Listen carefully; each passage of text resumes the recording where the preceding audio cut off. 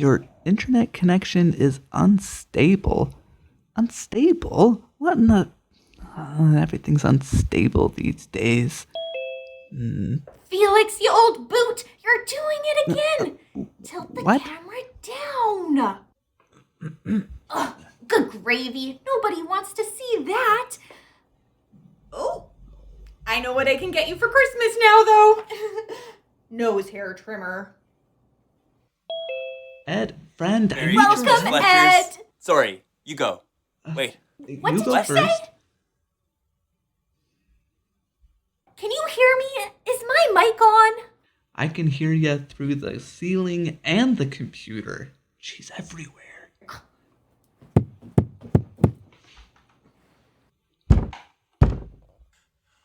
Why aren't you two together? Felix, what did you do this time? The old boot, he went and got himself sneezed on at the grocery store. So Flossie's gone panicking and locked me away in the basement. I don't know why you're complaining. We give you food and water. That's more than I had before I moved to Chilliwack. The connection in the barn is a little spotty. You might lose me. Best get to it then. Christmas is days away and under our tree is looking very bare. I don't know what to do. I could make a gift for Frankie. I may have some time to whittle something. Or we could take the girls down to the upper crust and let them choose any treat they'd like. It's just not the same as opening gifts in front of the fire. You're right. But just because we don't have the money to buy the girls a slew of gifts doesn't mean we're not rich. You have a warm, cozy home.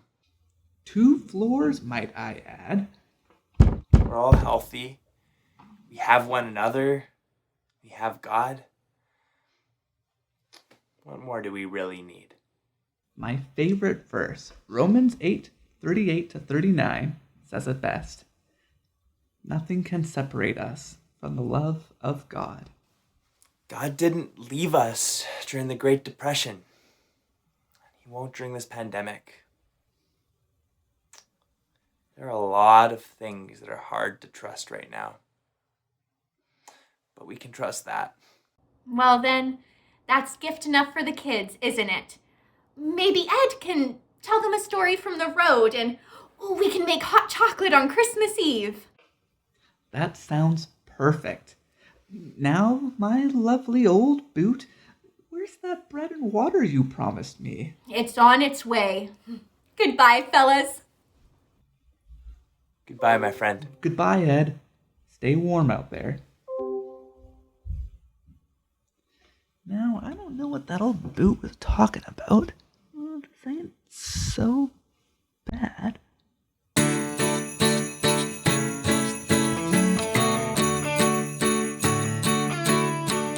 So Chilliwack is blessed to have a school like Robertson Elementary working with our children. And as a church, we've seen this firsthand because over the years, we've had a number of our students attend this school. And so we have had a front row seat to see just how committed this staff and this administration is to both the well-being and the advancement, the development of our children. I'm Pastor Carol Go, and I'm in charge of the seniors, community outreach, and spiritual care at Chilliwack Alliance Church. Our family moved to Chilliwack in 2014, and all 3 of our sons have attended Robertson Elementary School. And it's been a joy to work with people from our church over the years who want to demonstrate their love for their neighbor through practical acts of kindness and service. Hi, I'm Jan Gray, used to be the children's pastor at Chilliwack Alliance Church. So Robertson Elementary School is the school closest to Chilliwack Alliance, and I went and met with the principal and said, what can we do to bless your school? No strings attached. And she said, these children rarely have fresh baked cookies. And I know it seems like an odd thing to do, but could you supply them with cookies? I'm Kay Rampel, and I'm just one of dozens and dozens of ladies from this church who bake cookies for Robertson School. It's really important that we love on them. We're there for them. Remember that they're lonely, that they're feeling isolated, they're feeling vulnerable, and they're hurting. My name is Rebecca Kuhn, and I am the child and youth care worker at Robertson Elementary. just knowing that there are other loving adults in the community who can come in and help them and love them and support them in an after-school program has been huge for them. Flew like a flash, tore open the shutters and threw up the sash. The cookie program was our initial contact with Robertson. But out of that, so incredibly much has been developed. And over the past years, we've been able to send kids to summer camp up at Kakwa. They've participated in our soccer camp in the summer. And the afternoon adventure program was developed. And I just think, you know what? This all started because of a simple cookie. Give me a little Christmas.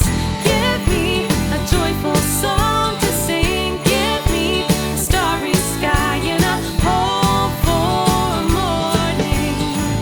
Give me a little Christmas. Give me a gift that I can bring. Give me a little Christmas. A little Christmas. Well, as we all know, COVID is running roughshod over the normal joyful Christmas celebration that these kids will be going through right now. And so as a church, we just wanted to spread some joy by pouring joy down their throats in the form of hot chocolate. It's been a lot of fun. Part of the reason that we've done that is because of how wonderful this school is. But the other part of the reason we've done that is because of how near and dear children are to the heart of God. As you read through the Bible, you see that children matter to Jesus. Jesus loves the little children. What we also see in the Bible is how much Jesus loves you and me, and it's one of the central messages of the Christmas season. The love of God for all of us. Quite frankly, friends, it's that love of God that makes this Christmas season so merry. Hi friends, thank you for joining us for the 4th installment of the Blessings of Five Corners Christmas. Now, for many kids, this Christmas season is the most exciting time of the year. Growing up, I used to start my Christmas countdown the day after Remembrance Day. But this year, some of the young ones in our lives might be feeling a little different. But even without the school parties, and even if there's a few less things under the tree, I think it's important that we remind the kids in our lives of just how loved they are and what the true gift of the season really means. So please join us on Christmas Eve for the Five Corners Christmas finale. Just wait until you see who shows up to celebrate with us. Until then, God bless you. The stockings are